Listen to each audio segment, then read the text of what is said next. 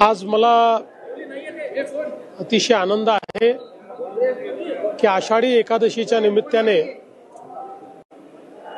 माझ्या कुटुंबासहित माझी पत्नी अमृता, मुलगी दिविजा, मानाचे वारकरी आणि आमचे सहकारी यांच्या समवेत श्री विठ्ठलाची, पांडुरंगाची पूजा करण्याची संधी मला मिळाली आणि एक अतिशय आनंददायी अशा प्रकारची ही पर्वणी आहे। खरं म्हणजे आपल्याला कल्पना आहे की भक्त आणि भगवंत यांच्यातलं अंतर जिथे दूर होतं तिथे श्री विठ्ठलांचा वास आहे। त्यामुळे तीच अनुभूती या पूजेच्या माध्यमातून आपल्याला अनुभवायला मिळते। आपल्यातलं आणि श्री विठ्ठलांमधलं नातं हे पूर्णपणे त्या ठिकाणी एकरूप होतं आणि म्हणून विठ्ठल रुक्माईंची या ठिकाणी पूजा करून अतिशय आनंद मला झालेला आहे। खरं म्हणजे तुमचा नेहमीच हा प्रश्न असतो की देवाला काय मागितलं। तसं तर देवाला काही मागावंच लागत नाही, कारण देवाला आपल्या मनातलं सगळं माहिती असतं। पण तरी देखील भक्तांना राहवत नाही, त्यामुळे आपण देवाच्या घरात गेलं तर काहीतरी मागत असतो। निश्चितपणे देवाला मागणं हेच आहे, कारण हे उभ्या महाराष्ट्राचं आराध्य दैवत आहे। त्यामुळे महाराष्ट्राची काळजी घेणं हे माऊलींचंच काम आहे आणि म्हणून माऊलींनी महाराष्ट्राची काळजी घेण्याकरता आम्हाला शक्ती द्यावी आणि सन्मार्गाने चालण्याची सुबुद्धी द्यावी, अशा प्रकारचीच त्या ठिकाणी प्रार्थना केलेली आहे। आणि माऊली ही खरं म्हणजे आमच्या बळीराजाला शक्ती देणारी अशा प्रकारची देवता आहे आणि म्हणून आमच्या बळीराजाला यावर्षी चांगलं पीक व्हावं, त्याच्या जीवनात आनंदाचे 4 क्षण यावेत, अशा प्रकारची प्रार्थना देखील माऊलीच्या चरणी केली।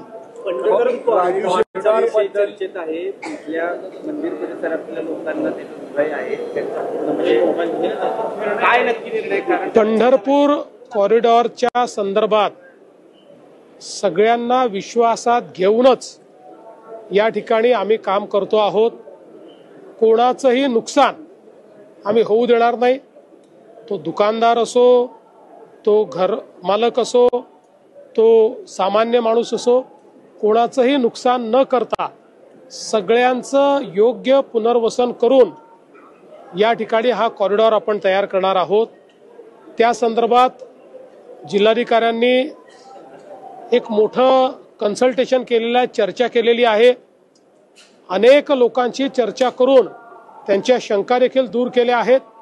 पुढेही या ज्या काही शंका आहेत त्या दूर करत हा कॉरिडॉर आपण करणार आहोत। आणि मी आपल्या माध्यमातून पंढरपूरच्या मंदिर परिसरातील आमचे नागरिक, भाविक, दुकानदार, व्यावसायिक सगळ्यांना आश्वस्त करू इच्छितो की कोणालाही उद्ध्वस्त न करता या ठिकाणी सगळ्यांचं पुनर्वसन योग्य प्रकारे करून हा कॉरिडॉर आपण करणार आहोत। असं आहे, मी विठ्ठलाला शेतकऱ्याचं कल्याणच मागितलेलं आहे।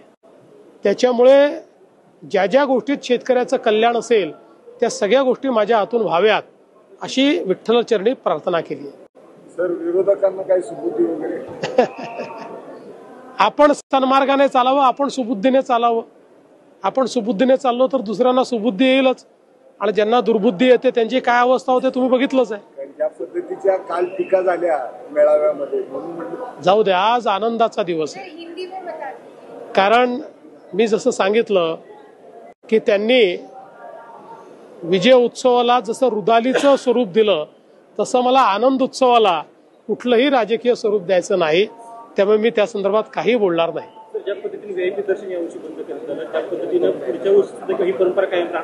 मला असं वाटतं ही चांगली परंपरा आहे, ही परंपरा अशीच कायम ठेवली पाहिजे। कोकण दर्शन संदर्भात गेल्या वर्षी मुख्यमंत्र्यांनी आश्वासन सांगितलं होतं यावर कारवाई, मात्र प्रायोगिक तत्वावर ते सुरू झालेलं आहे. थोडं रुजायला वेळ लागेल, पण ते हळूहळू करण्यात येईल. सर, ज्या पद्धतीने आता मंत्री वगैरे यावेळेला खूप सुधारणा केल्या, म्हणजे पहिल्यांदाच असं घडलं, पाण्याची एवढी वाईट अवस्था होती, पूर येईल असं वाटत होतं, नियोजन सगळं चांगलं झालेलं आहे. हे सगळं करताना हे असंच पुढे चालू राहावं याच्यासाठी मला असं वाटतं की प्रत्येक वर्षी आधीपेक्षा चांगलं करण्याचा प्रयत्न आपण करतो. यावेळी पालकमंत्री जयकुमार गोरे असतील, आपले इथले जिल्हा प्रशासन जिल्हाधिकारी असतील, SP असतील, आपले कार्यकारी अधिकारी असतील, ZPचे सगळं प्रशासन जे आहे हे 24/7 या नियोजनामध्ये होतं.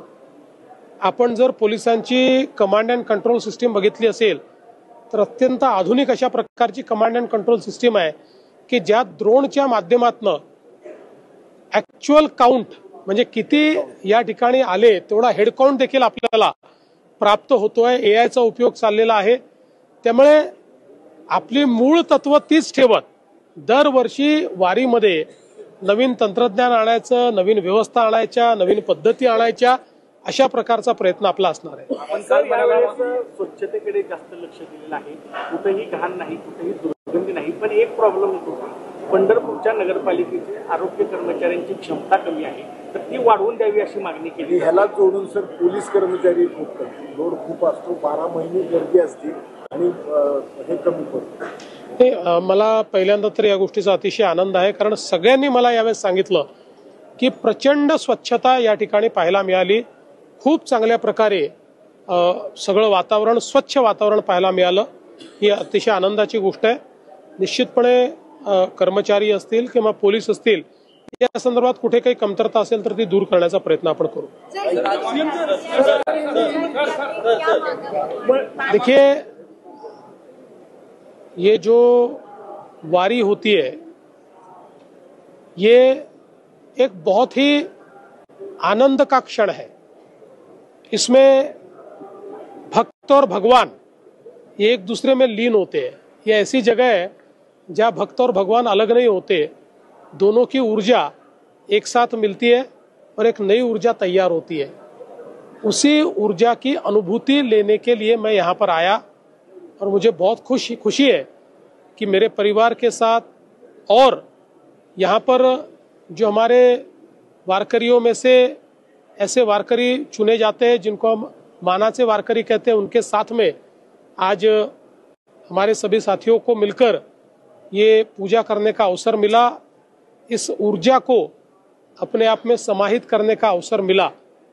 और जहाँ तक विट्ठल भगवान का, पांडुरंग भगवान का सवाल है तो उनसे कुछ मांगना ही नहीं पड़ता, क्योंकि सबके मन की बात को वो जानते हैं.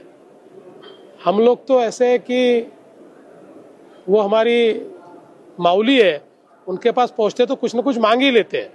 इसलिए मैंने तो उनको यही मांगा है कि हमारा जो ये महाराष्ट्र है, इस महाराष्ट्र को और महाराष्ट्र के जन जन की उन्नति के लिए वे हमें शक्ति दे और सन्मार्ग पर चलने की शक्ति वो हमको दे. और विशेष रूप से हमारे जो किसान हैं, उन किसानों को अच्छी फसल हो, उनके जीवन में भी अच्छे दिन आए, उनके जीवन में भी परिवर्तन आए, इस प्रकार की मैंने भगवान विट्ठल जी से प्रार्थना की है. और मुझे विश्वास है हम जब जब यहाँ प्रार्थना करते हैं वो प्रार्थना सुनते हैं.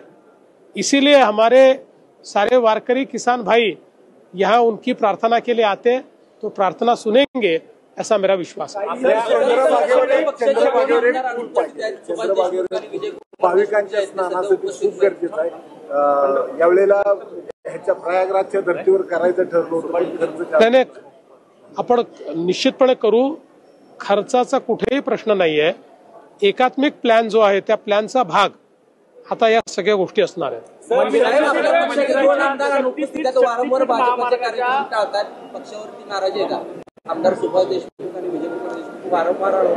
अरे कुठेतरी राजकारण सोडत जा, कुठेतरी राजकारण सोडत जा.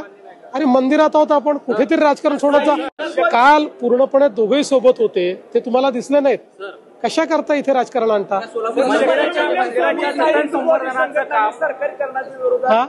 हिंदुत्ववादी संघटना काही सुब्रमण्यम स्वामी यांनी मंदिर सरकारीकरणाला विरोध केलाय, याबद्दल आपण काय?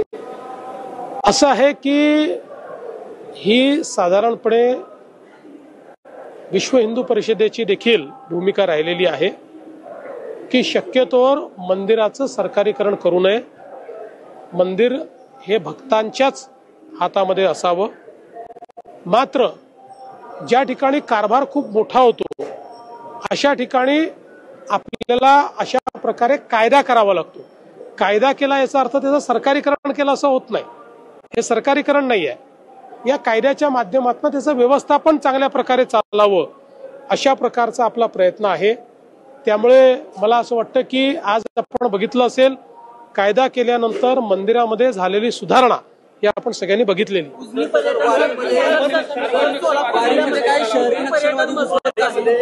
नक्षलवाद होतोय असा आरोप आपल्याच महायुतीतल्या एका ठिकाणी केलेला होता. बघा, त्याच्यावरती आपण काही म्हणजे हे मान्य आहे का आणि त्याच्यावरती आपण काही मी एवढंच सांगेन, वारीमध्ये कोणालाही येण्याची परवानगी आहे. कोणालाच परवानगी घ्यावी लागत नाही. ज्याला पाहिजे त्याला वारीत येता येतं. पण वारीत येत असताना पांडुरंगाच्या भक्तीनं या ठिकाणी या, विठ्ठलाच्या दर्शनाची आस लावून या ठिकाणी या. कुठल्याही प्रकारे आपला अजेंडा चालवण्याकरता जर कोणी येत असेल तर ते चुकीचं आहे. बाकी या संदर्भात यापेक्षा अधिक मी बोलणार नाही. चला करू उजनी पर्यटन.